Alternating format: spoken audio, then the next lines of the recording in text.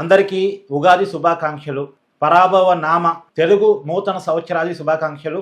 నన్ను ఆస్వాదిస్తున్న మీ అందరికీ కూడా, మీకు మీ కుటుంబ సభ్యులకు ఈ నూతన సంవత్సరం మంచి తీసుకురావాలని, మీ జీవితంలో వెలుగులు నింపాలని మనసారా కోరుకుంటున్నాను.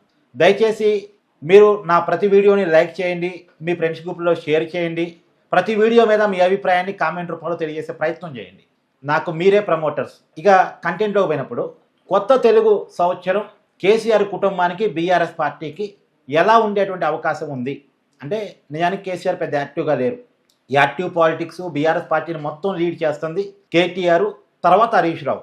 వీళ్ళిద్దరు మాత్రమే పార్టీని ప్రధానంగా లీడ్ చేస్తూ ఉన్నారు. అయితే ఖచ్చితంగా ఇప్పటి వరకు 2023 సార్వత్రిక ఎన్నికల్లో ఓడిపోయినప్పటి నుంచి బీఆర్ఎస్కి అన్ని పరాభవాలే. గ్రామ పంచాయతీ ఎన్నికల్లో పరాభవం, మున్సిపల్ కార్పొరేషన్ ఎన్నికల్లో కూడా పరాభవం. కార్పొరేషన్స్లో ఒక్క కార్పొరేషన్ కూడా బీఆర్ఎస్ దక్కించుకోలేకపోయింది. పార్లమెంట్ ఎన్నికల్లో ఒక్క పార్లమెంట్ సీట్ని కూడా బీఆర్ఎస్ దక్కించుకోలేకపోయింది. అసెంబ్లీ ఎన్నికల్లో ఆ పార్టీ 39 స్థానాలకు పరిమితమైనది. ఆ 39 స్థానాలు కూడా ఒక ఇద్దరు మరణిస్తే, ఉప ఎన్నికలు వస్తే ఆ సిట్టింగ్ స్థానాన్ని కూడా బీఆర్ఎస్ కోల్పోయింది. ఇప్పుడు ఈ కొత్త తెలుగు సంవత్సరంలో కూడా జిహెచ్ఎంసీ ఎన్నికలు రాబోతూ ఉన్నాయి. అంటే జిహెచ్ఎంసీ ఎన్నికలు 3 కార్పొరేషన్లుగా ఎన్నికలు జరగబోతూ ఉన్నాయి. పైగా ఖమ్మం, వరంగల్ కార్పొరేషన్ ఎన్నికలు రాబోతూ ఉన్నాయి. మామూలుగా జిహెచ్ఎంసీ పరిధిలో బీఆర్ఎస్కి బలం ఉండాలి. ఎందుకంటే గత అసెంబ్లీ ఎన్నికల ఫలితాలు చూడండి. హైదరాబాదు సరౌండింగ్స్ మొత్తం ఒక ఎంఐఎం ప్రభావిత స్థానాలు తప్ప, ఒక్క గోషామహల్లో రాజాసింగ్ బీజేపీ ఎమ్మెల్యే మినహాయిస్తే మిగతా అన్నీ కూడా బీఆర్ఎస్ పార్టీనే గెలిచింది. అంత నెగిటివిటీలో కూడా, కేసీఆర్ పాలన మీద వ్యతిరేకతలో కూడా, కాంగ్రెస్ విజయం సాధించినటువంటి పరిస్థితుల్లో కూడా ఒక్క జిహెచ్ఎంసీ పరిధి వరకు బీఆర్ఎస్ సత్తా చాటగలిగింది. మళ్ళీ బీఆర్ఎస్ సత్తా చాటం కూడా అలా ఇలా కాదు, పెద్ద పెద్ద మెజార్టీలతో బీఆర్ఎస్ పార్టీ గెలిచింది. హైదరాబాద్లో కేటీఆర్కి ఫ్యాన్స్ ఎక్కువ. హైదరాబాద్ని కేటీఆర్ బాగా డెవలప్ చేశాడు అనేటువంటి నమ్మకం హైదరాబాదీలో ఉంది. కానీ జూబ్లీహిల్స్ ఉప ఎన్నికల్లో బోల్తా పడింది, కంటోన్మెంట్ ఉప ఎన్నికల్లో బోల్తా పడింది. సరే, ఉప ఎన్నికలు సహజంగా అధికార పార్టీకి అడ్వాంటేజ్గా ఉంటాయని ఎవరైనా చెప్పొచ్చు కాక, కానీ నేను అంటాం జూబ్లీహిల్స్ ఉప ఎన్నికల్లో బీఆర్ఎస్ గెలిచే పరిస్థితి ఉంది. కేటీఆర్ స్ట్రాటజీ లోపాల ఫలితంగా ఆ పార్టీ ఓడిపోయింది. కేటీఆర్ స్ట్రాటజీలు మారకపోతే, ఒక పాత వైఖరితో పోతే జిహెచ్ఎంసీ ఎన్నికల్లో కూడా పరాభవమే దక్కే అవకాశం ఉంది. అవకాశం ఉండి కూడా ఖచ్చితంగా ఈ 3 కార్పొరేషన్లో ఒక కార్పొరేషన్ అయినా బీఆర్ఎస్ గెలిచే అవకాశం ఉంది.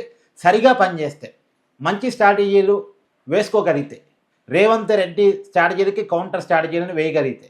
గతంలో తెలంగాణ వచ్చిన తర్వాత 2 సార్లు జరిగిన జిహెచ్ఎంసీ ఎన్నికల్లో బీఆర్ఎస్ పార్టీ జిహెచ్ఎంసీ పరిధిలో గెలిచింది. ఇప్పటికీ జిహెచ్ఎంసీ పరిధిలో బీఆర్ఎస్ స్ట్రాంగ్గా ఉంది. కేసీఆర్కు, కేటీఆర్కు అభిమానులు చాలా ఉన్నారు.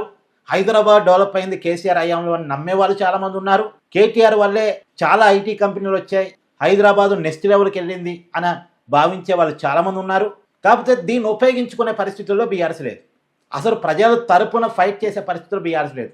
ఏదో కాంగ్రెస్ మీద వ్యతిరేకత వస్తే నేనే కదా ఉన్నది, నాకే కదా అధికారం అని బీఆర్ఎస్ ఆలోచిస్తుంది. కానీ సోషల్ మీడియా, యూట్యూబ్ ఛానల్స్ నమ్ముకొని బీఆర్ఎస్ కూర్చుంటుంది. కానీ రెగ్యులర్గా ప్రజా సమస్యల మీద బీఆర్ఎస్ ఉద్యమం చేస్తుంది లేదు. ఇక్కడ కేటీఆర్ ఫెయిల్యూర్ క్లియర్గా ఉంది. సో ఈ సంవత్సరం కేటీఆర్ తన స్టామినా చూపించుకోవాల్సిన సందర్భం వచ్చింది. జిహెచ్ఎంసీ ఎన్నికల్లో బీఆర్ఎస్ హవాని చూపించుకోవాలి. లేకపోతే ఇక సిటీ పరిధిలో కూడా కాంగ్రెసే గెలిచింది అంటే అది కేటీఆర్కి చాలా డ్యామేజ్ అవుతుంది.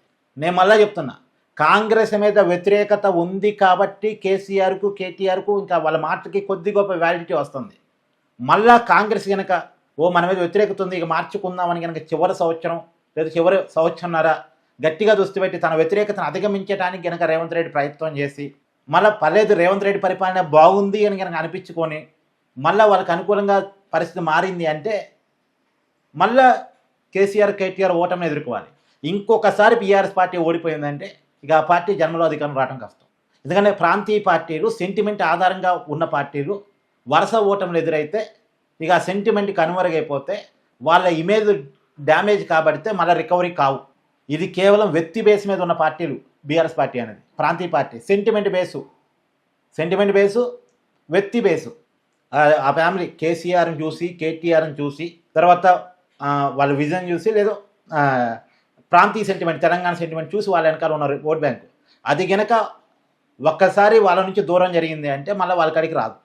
ఇప్పటికే మొన్న ఓటంలో బీఆర్ఎస్ పార్టీని ఇబ్బంది పెడుతుంది. కాకపోతే ఆ పార్టీ రికవరీ కావాలంటే ఆ పార్టీ నుంచి ప్రయత్నం ఉండాలి. ఎంతసేపటికి అవతలోడు ఫెయిల్ అయితే నేను నా కాడికి వస్తాడే జనం అని చూడటం కాదు. ఆ జనం ఆ రేవంత్ రెడ్డి దూరం అయిన తర్వాత కేటీఆర్ దగ్గర చేసుకోగలిగితే మళ్ళీ రేవంత్ రెడ్డి మారినా సరే అటు బోరు, పరిపాలన కొంత మార్చుకున్నా సరే అందరూ బోరు. మీకు ఉదాహరణ కోసం చెప్తున్నానండి. ఇప్పుడు వెలుగుమట్టి ఇష్యూ వచ్చింది. ఖమ్మంలో భూదాన భూమిలో నివాసం ఉంటున్నటువంటి 700 కుటుంబాలను కాంగ్రెస్ పార్టీ బుల్డోజర్లు పెట్టి వాళ్ళ ఇల్లు కూల్చివేసి వాళ్ళని బయట నెట్టేశారు.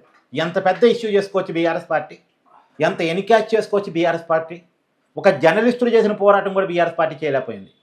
కేటీఆర్ అక్కడ దీక్ష కూర్చోవాలి కదా, కవిత కూర్చోవడం కాదు, కేటీఆర్ కూర్చోవాలి అక్కడ. ఇలా అసెంబ్లీ నడుస్తుంది తెలంగాణలో, అసెంబ్లీలో దాన్ని లేవనెత్తాలి, దానికోసం ఫైట్ చేయాలి. 700 కుటుంబాన్ని ఖాళీ చేపించి అన్ని విమర్శలు వచ్చిన తర్వాత 311 మంది కుటుంబాలకి నువ్వు ఇస్తావా అని అవసరమైతే ఆ బాధితులను తీసుకొచ్చి అసెంబ్లీ ముందు కూర్చోబెట్టాలి. రైతు భరోసా నిధులు పడలేదు, రైతులతో కలిసి ఒక ముట్టడి చేయాలి, అసెంబ్లీ ముట్టడి చేయాలి, రైతు భరోసా ఇవ్వమని చేయాలి కదా. ఒక పెద్ద ప్రజా ఉద్యమాన్ని నిర్మిస్తే ఆ ప్రజా ఉద్యమం బీఆర్ఎస్ని ఒక హైక్ లేపిద్ది. ఏది ప్రయత్నం ఏది అసలు? ఏముందిరే రేవంత్ రెడ్డిని తిట్టుకుంటున్నారుగా జనం, ఇక నేనేగా ఆప్షను, నాకే ఓటేస్తారు. రేవంత్ రెడ్డి పరిపాలన కానీ కేసీఆర్ పరిపాలన బాగుంది అనుకుంటున్నారుగా, కానీ అని అనుకుంటే కుదరదు. మన వైపు నుంచి ప్రయత్నం లేకుండా అవతలోడు ఫెయిల్యూరే మనకి సక్సెస్ ఇస్తా అనుకుంటే మరి అవతలోడు మారితే మళ్ళీ అటువైపు వెళ్ళిపోతారు, లేదు ఇంకెవడన్నా సరైనోడు వస్తే వాడికే వెళ్ళిపోతారు. కాబట్టి జనానికి దగ్గర కావడంలో కేటీఆర్ ఫెయిల్యూర్ ఉంది. ఈ సంవత్సరం కూడా కేటీఆర్కి కొన్ని పరాభవాలు అయితే ఎదురవుతాయి. కానీ తన వైఖరి మార్చుకోగలిగితే, తన స్ట్రాటజీని మార్చుకోగలిగితే, తన ఆలోచన మార్చుకోగలిగితే, జనానికి దగ్గర కావాలి అని కనుక అనుకోగలిగితే, తన మీద వచ్చిన విమర్శలని తను రివ్యూ చేసుకొని తనను తాను మార్చుకోగలిగితే మాత్రం కొంత మంచి మెరుగైన ఫలితాలు ఉండేటువంటి అవకాశం ఉంది. కేటీఆర్ మీద, కేసీఆర్ మీద, వాళ్ళ కుటుంబం మీద, బీఆర్ఎస్ పార్టీ మీద మీకున్నటువంటి అభిప్రాయాన్ని కామెంట్ రూపంలో తెలియజేయండి. Thank you.